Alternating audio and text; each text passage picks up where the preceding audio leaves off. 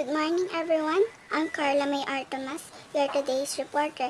And for today's topic, we have Rizal in sunny Spain, starting from 1882 to 1885. So, let's start our discussion. On May 3, 1882, Dr. Rizal left Manila. His departure is only a secret because he wanted to avoid the colonial officials and the friars. Because of this, only few knew his departure. Only his Uncle Rivera, his Kuya Pasiano, who gave him 700 pesos and sent him 35 pesos a monthly allowance, and Saturnina, who gave him a diamond ring. Also, some of his close friends, and of course, Leonor Rivera. Rizal used Jose Mercado's passport, and to outwit the Spanish officials, he attended Calambas town fiesta. And Dr. Jose Rizal received a telegram from Manuel T. Hidalgo of Manila telling that a Spanish steamer Salvadora will depart on the early morning of May 1, 1882. Because of that, Dr. Jose Rizal, together with his sister Soledad, left Calamba, Laguna. And before his departure, he wrote farewell letters to his friends, family, and he had also a tearful farewell meeting with Leonor Rivera. Finally, on May 3, 1882, Dr. Jose Rizal boarded Salvadora and moored outside the mouth of Pasig River. His friend Changoy, or Jose M. Cecilio, didn't meet him before his departure. That's why he just waved his handkerchief. Due to deep sadness, Dr. Jose Rizal sketched the parting view of Manila. After 5 days of sailing, Salvadora reached the English colony of Singapore, where Dr. Jose Rizal was really impressed. He particularly admired the confidence which the natives of Singapore seemed to have in their government, unlike or in contrast to the fear of the rulers shown by the Filipinos. Because Singapore is really different from the struggles that Filipinos are facing from the Spaniards. There, Dr. Jose Rizal stayed for 2 days at Hotel de la Paz, where he visited historical places, botanical garden, temples, and art galleries. And he also wrote every single detail in his diary, every single detail that he observed in the place. In Singapore, Dr. Jose Rizal boarded Chemna, a French steamer which is larger and cleaner than Salvadora. Rizal tried to speak French with some passenger, but he was surprised because they don't understand him. And to the point that he really need more gesticulations, and he also need the sketch in papers for him to be understood by some of the passengers. Through his trip at Suez Canal, they went ashore at Point de Galle, and he called the port sad and sleepy. On May 18 morning, the voyage was resumed and reached Colombo, Ceylon in the afternoon. From Colombo, the steamer crossed Indian Ocean to Cape Guardafui in Africa, and finally on May 28, they reached the coast of Africa, and he called it inhospitable but famous land. His trip there is very difficult due to stormy weather, and Dr. Jose Rizal was seasick. In Aden, he experienced a hotter weather than the Philippines. And we know that Rizal often tried to describe and compare other countries to the Philippines. They took 5 days to traverse the Suez Canal, and finally on June 2, he arrived at the city, or the Red Sea terminal of Suez Canal. The Suez Canal was constructed by Ferdinand de Lesseps and inaugurated on November 17, 1869. On June 11, Rizal reached Naples. And there he was really pleased by the business of the city, its lively people, and its panoramic beauty. And on the night of June 12, the steamer docked at the French harbor of Marseille. There he visited the famous city of Chateauneuf, where the hero Dantes of the Count of Monte Cristo was imprisoned. From Marseille, Rizal ride on a train and he crosses Port Gu for passport inspection. Then he continues his trip to his final destination, which is Barcelona. Here are some first impressions of Dr. Jose Rizal at Barcelona. Because he stayed at the town's most ugly side.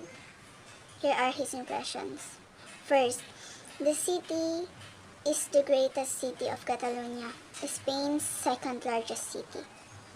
It was unfavorable, it was ugly with dirty little inns, and it has inhospitable residents.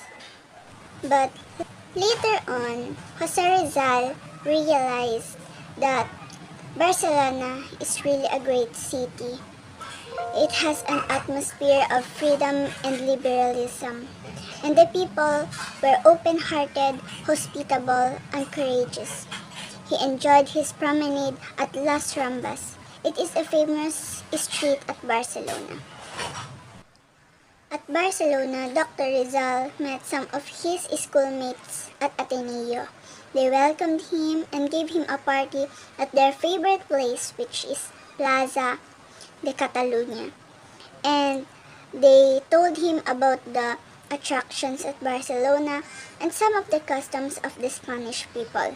And in return, Dr. Jose Rizal told them about the gossips and the news in the Philippines. In Barcelona, Dr. Rizal wrote his first article entitled Amor Patrio or Love of Country. It is Rizal's nationalistic essay with Filippinistic flavor.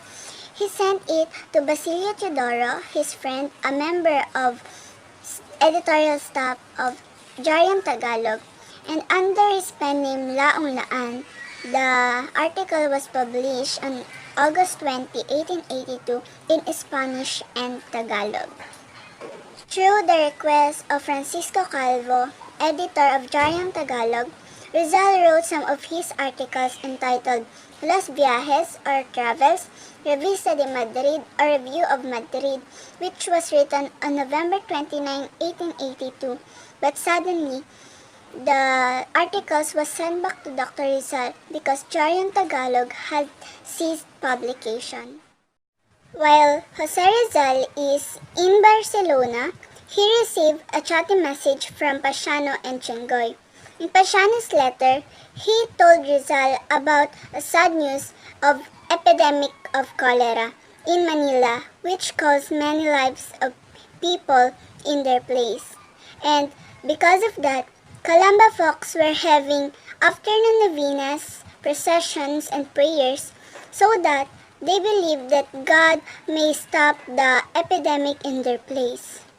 And another, the letter of Chingoy, he told that Leonor Rivera is suffering from unhappiness and becomes thinner because of the absence of Dr. Jose Rizal. One of Pasiano's letter to Dr. Jose Rizal is his advice for Jose Rizal to finish his medical course in Madrid.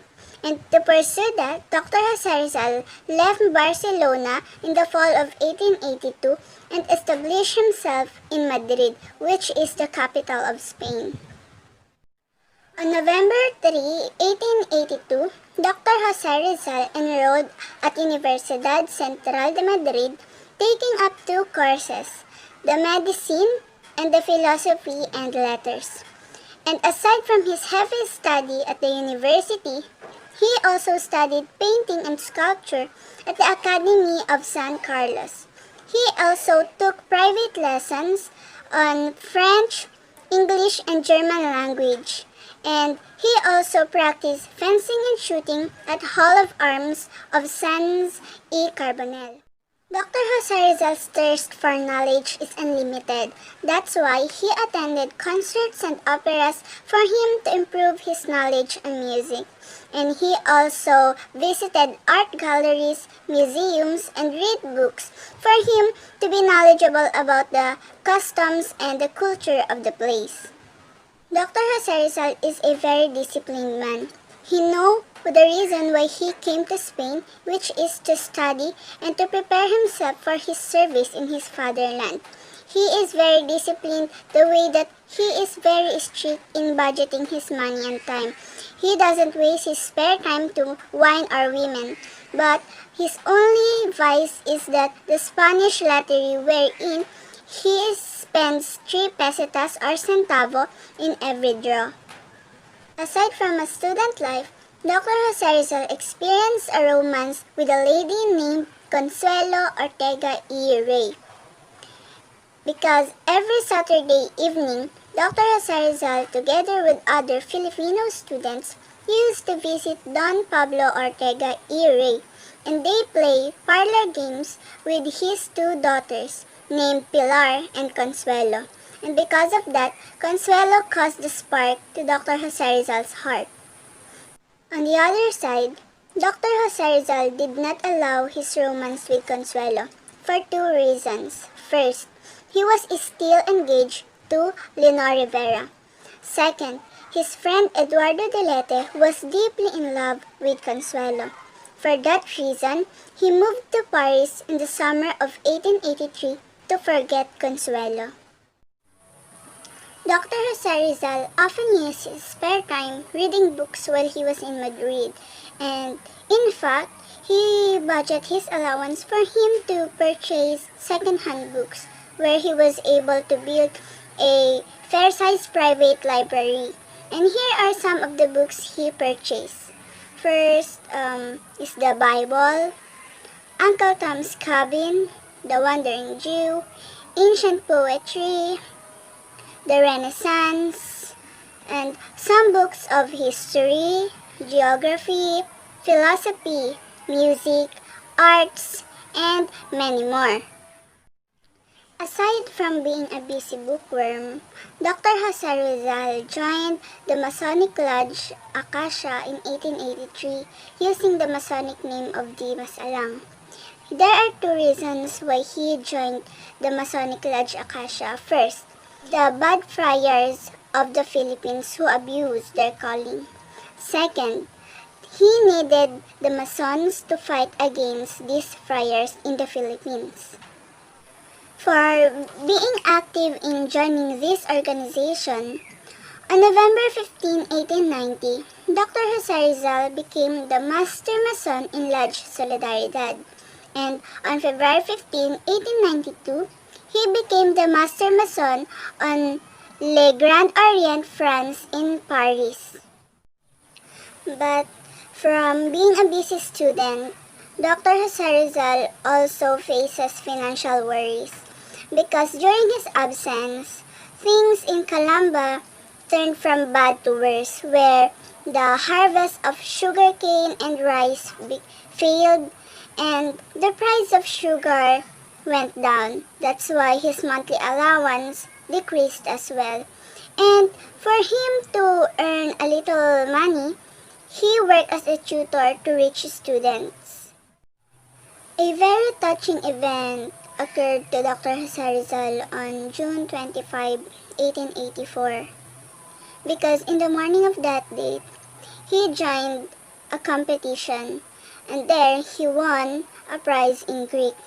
But we don't know that he joined that competition with an empty stomach because Dr. Jose Rizal didn't eat the night before that date. And it's because of the lack of funds. And in the evening of the same date, he delivered a speech honoring Luna and Hidalgo. In the beginning of his speech, he felt nervous because it is his first time to give an address to the public, and gradually he gained confidence till the end of his speech. In his address, he saluted Luna and Hidalgo for winning in an art competition in Madrid in 1884. Luna's canvas spoliarium won the first prize, while Hidalgo's Christian Virgins exposed to the populace won the second prize. And he ended his speech offering a toast to Luna and Hidalgo, to the youth of the Philippines, to the Mother Spain, and to the Filipino parents whose sons were in Europe. And finally, the time has come for Dr. Rizal to complete his studies in Spain. On June 21, 1884, he was awarded the degree of licentiate in medicine by the Universidad Central de Madrid. And from 1884 to 1885, he pursued and passed his doctor's degree but was not awarded his diploma because he wasn't able to present his thesis nor pay the fees of the university. And on June 19, 1885, he was also awarded the degree of licentiate in philosophy and letters with the rank or rating of sobresaliente or excellent.